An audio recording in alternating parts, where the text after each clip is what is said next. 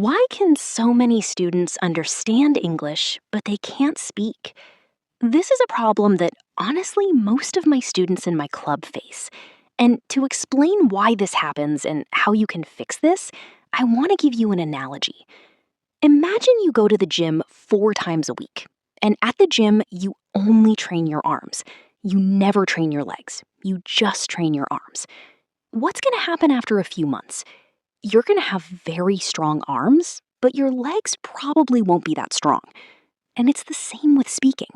If you don't speak, if you just listen to English speakers but you never speak, obviously your speaking is going to be weak. So that's the source of this problem. That's where it comes from. And the solution is quite obvious. The solution is to speak more. It's just like training a muscle at the gym. It's just like training your legs or your arms. The more you do it, the stronger it will become. So if you're facing this problem, if you're having problems speaking, even though you can understand native speakers, then I want you to make an effort to speak.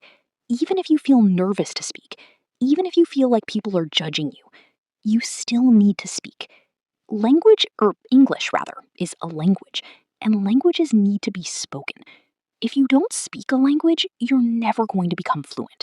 So if there's just one thing that you change, one thing that you do to overcome this problem, it needs to be speaking, communicating, having conversations with people. I'm going to give you the analogy of the gym. I mentioned this earlier, right? Going to the gym, training your muscles, becoming stronger. Honestly, it's the same when you learn a language. When you first go to the gym, you're probably going to feel weak. You might even feel self-conscious. You might feel like you don't know what you're doing. But after time, as time goes by, the more you do it, the stronger you will become, the more confident you will feel, and the more you will improve. It's the same with learning English. When you first have a conversation with somebody, maybe you're at A1, you're at A2, you're not very advanced, you're going to feel nervous. You're going to struggle to find the right words to say. It's completely normal. But if you stick with it, if you keep speaking, even if you don't feel like it, eventually you're going to feel more confident. Eventually you're going to feel more comfortable speaking, and eventually you're going to become more fluent. It's very, very simple. So this is something that I recommend to my students all the time. You need to speak. Just speak. Don't overcomplicate things. You don't need to make it more difficult than it should be. English is a language. Languages need to be spoken. Now, a lot of students feel like native speakers are judging them when they speak. They're worried that people are going to think less of them. Maybe because they make a mistake, they forget a word, they use something incorrectly. And I understand your fear, because honestly, I thought the same.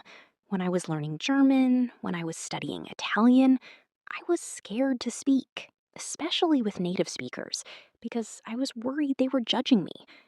I expected that I had to be perfect. That was something that I struggled with. I'm a perfectionist. I always want to be perfect. But you have to keep in mind that most native speakers aren't judging you when you speak English. Seriously, most native speakers are not judging you.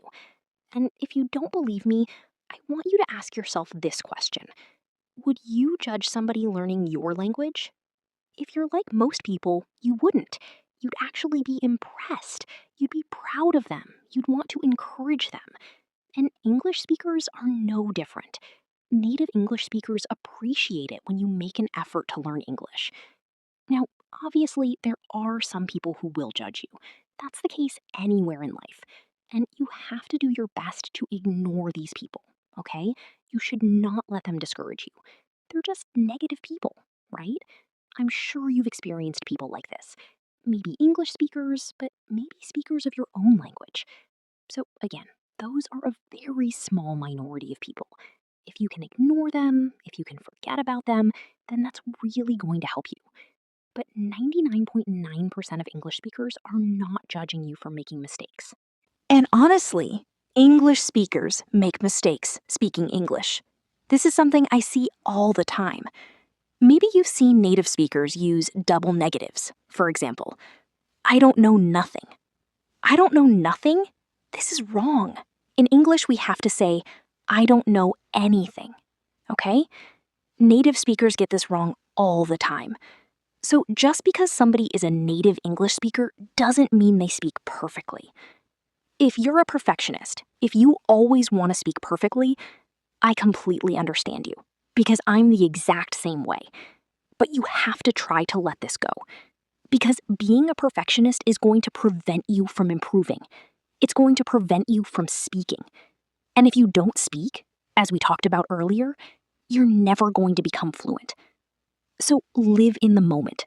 When you're in a conversation with somebody, when you're talking to a friend or a native speaker, don't think about grammar. Don't think about conjugations. Just open your mouth and speak.